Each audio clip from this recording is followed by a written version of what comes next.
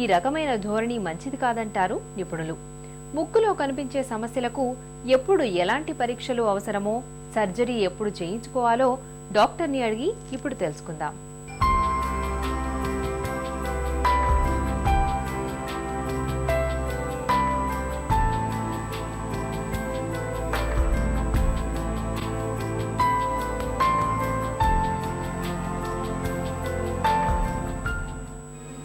ముక్కు పరీక్షల విషయంలో ఇవాళ ఎలాంటి ధోరణి కనిపిస్తోంది?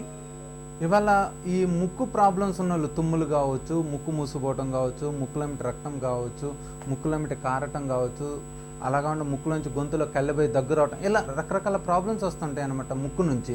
సో ఇవాళ మనకున్న టెక్నాలజీ తోటి ఎండోస్కోప్స్ వచ్చినాయి, radiological investigation, CT scan, MRI వచ్చినాయి, యాంజియోగ్రామ్స్, ఈ బ్లీడింగ్ వచ్చే వాళ్ళకి యాంజియోగ్రామ్ చేస్తారు. సో ఇవాళ ఆల్మోస్ట్ మనకు ముక్కులో ఎంత చిన్న వ్యాధి ఉన్నా కూడా వీలైనంత వరకు 100% యాక్యురేట్ ట్రీట్మెంట్ పేషెంట్కి ఇవ్వడానికి అవకాశం ఉందండి.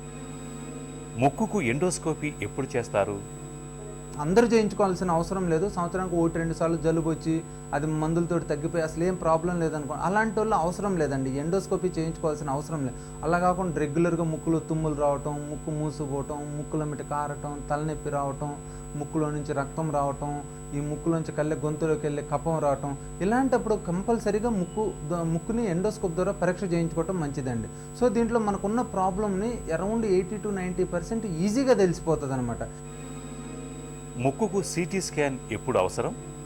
ఎండోస్కోపీలో మనకు తెలిసిపోయింది. సపోజ్ సింపుల్గా ముక్కులో బోన్ వంకర ఉంది, లేదా టర్బినేట్ హైపర్ట్రోఫీ ఉంది, లేదా సింపుల్ బ్లీడింగ్ రావడానికి కారణాలు ఉంటాయి. స్మాల్ పాలిప్స్, హెమరేజిక్ పాలిప్స్ అంటాం సెప్టమ్ నుంచి. ఇలాంటివి ఉన్నప్పుడు సిటీ స్కాన్ అవసరం లేదండి. అలా కాకుండా బాగా పాలిప్స్ ఉన్నాయి, ముక్కు నిండా బాగా చీము ఉంది, దాంతోపాటు ముక్కులు ట్యూమర్స్, ఇన్వర్టెడ్ పాపిలోమా, యాంజియోఫైబ్రోమా, మ్యాలిగ్నెన్సీ ఏమైనా ఉన్నాయి, లేదంటే ఇంకోటి రేర్ కండిషన్ ఏంటంటే ముక్కులోంచి నీళ్ళు వస్తుంటాయి అనమాట. దాన్ని సిఎస్ఎఫ్ రైనూరియా అంటాం. మనం బెండ్ చేసినప్పుడు వాటర్లా కారుతా ఉంటుంది, క్లియర్ ఫ్లూయిడ్. ఇలాంటప్పుడు మనకి radiological investigation, CT scan especially it plays important role అనమాట. ఈ సిటీ స్కాన్ చేయించుకొని దాన్ని బట్టి వ్యాధి తీవ్రతను గుర్తించి దాంతోపాటు ఏమైందంటే మనం సర్జరీ చేయాల్సి వచ్చినప్పుడు కరెక్ట్గా మనం ఎంత తీయాలి, మిస్ కాకుండా మొత్తం వ్యాధిని తీసేయడానికి అవకాశం ఉంటుందండి. ముక్కుకు ఎప్పుడు ఆపరేషన్ చేయించుకోవాలి?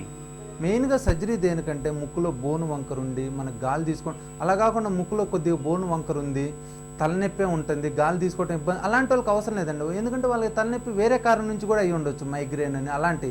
సో ఈ ముక్కు దూలం వంకర ఉండి ముక్కులో గాలి పీల్చుకోవడం ఇబ్బంది ఉన్నా, లేదంటే ముక్కులో కండ పెరిగి గాలి తీసుకోవడం ఇబ్బంది ఉన్నా, సపోజ్ కొంతమందికి ఉంటుంది ముక్కులో కండ పెరిగిద్ది, కొంచెం గాలి తీసుకోవడం ఇబ్బంది ఉండి తుమ్ములు వస్తుంటాయి, వాళ్ళకి మళ్ళీ అవి తీయాల్సిన అవసరం లేదు, వాటిని ఇన్సెన్సిటైజేషన్ చేస్తే సరిపోతుంది అనమాట. సో ఈ విధంగా మనం ఏంటంటే మైనర్ ప్రాబ్లమ్స్కి మనం చాలా జాగ్రత్తగా కొరిలేట్ చేసుకోవచ్చు అనమాట. ఈ ముక్కు మూసిపోతుంది అనుకోండి, డెఫినెట్గా కండ పెరిగి ముక్కులో బోను వంకర ఉండి ఆపరేషన్ చేయాల్సి వస్తుంది. సపోజ్ ముక్కు మూసిపోవట్లేదు, జస్ట్ తుమ్ములు రావడం కొద్దిగా, వాళ్ళకి ఆపరేషన్ మనం అవాయిడ్ చేయొచ్చు అనమాట. అలానే పాలిప్స్ ఉన్నాయనుకోండి, కంపల్సరీగా మనం ఆపరేషన్ చేయాలి. సిఎస్ఎఫ్ రైనూరియా, బ్రెయిన్లోంచి ఫ్లూయిడ్ లీక్ అవుతుందని ఖచ్చితంగా ఆపరేషన్ చేయాలి. ట్యూమర్స్ ఉన్నాయి అనుకోండి, ఇందాక అనుకున్నట్టు యాంజియోఫైబ్రోమా, లేదంటే ఇన్వర్టెడ్ పాపిలోమా, వాళ్ళకు కూడా ఖచ్చితంగా సర్జరీ చేయాలండి. ఈ ముక్కులో రక్తం వస్తుంటుంది కొంతమందికి, వాళ్ళకు కూడా యాక్యురేట్గా మనం ఆ బ్లీడింగ్ ఎక్కడి నుంచి వస్తుందో చూసుకొని దాన్ని మనం క్లోజ్ చేసినట్టయితే కాటరైజేషన్ విధానం ద్వారా ఆ బ్లడ్ కూడా అయిపోతుంది అన్నమాట. సో మనకేంటంటే బేసిక్గా ఈ సిటీ స్కాను, ఎండోస్కోపీ ఉండటం వల్ల సర్జికల్ ఇండికేషన్ చాలా క్లియర్గా తెలుస్తున్నాయి. ఆ సర్జరీ కూడా ఎంత చేయాలో తెలుస్తుందండి. కోబ్లేషన్, లేజర్ వంటి అధునాతన చికిత్సల విషయంలో ఎలాంటి అవగాహన అవసరం?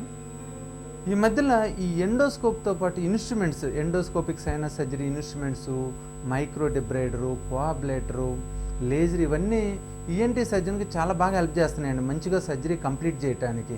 ఇవాళ ఈ మైక్రో డిబ్రైడర్ పరికరం వచ్చిన తర్వాత పాలిప్స్ అన్నిటిని కూడా చాలా ఈజీగా తీసేయగలుగుతున్నాం, మొత్తం తీసేయగలుగుతున్నాం అండి. ఈ కోఆబ్లేటర్, ఈ లేజర్ వచ్చిన తర్వాత ఏమవుతుందంటే ఈ ముక్కులో కండ పెరిగిన, ఈ ముక్కులో బోను వంకర ఉన్నప్పుడు చాలా సింపుల్గా కోఆబ్లేటర్ తోటి మనం ఆ రిడక్షన్ చేసామనుకోండి టర్బినేట్ని, దట్ ఈజ్ సరిపోతుంది. పేషెంట్ వచ్చేసి అదే టైంలో ఆఫీస్కి కూడా వెళ్ళిపోవచ్చు, లీవ్ పెట్టాల్సిన అవసరం లేదు. అలానే సెప్టమ్ను కూడా కొంచెం మైనర్ డీవియేషన్ సెప్టమ్స్ను కూడా మనం ఈజీగా దీంతో కరెక్ట్ చేయొచ్చు అనమాట. ఈ లేజర్ కోఆబ్లేటర్, ఎందుకంటే ఇప్పుడు అదే పెద్ద ప్రాబ్లం ఉందనుకోండి, ఎలాగో పెద్ద సర్జరీ చేయాలి, కానీ ఈ చిన్న ప్రాబ్లమ్స్ ఉన్న వాళ్ళు కూడా పెద్ద సర్జరీస్ అవాయిడ్ చేయడానికి ఈ లేజరు, కోఆబ్లేటరు ఇలాంటి ఎక్విప్మెంట్స్ మాకు ఉపకరిస్తున్నాయండి. ముక్కు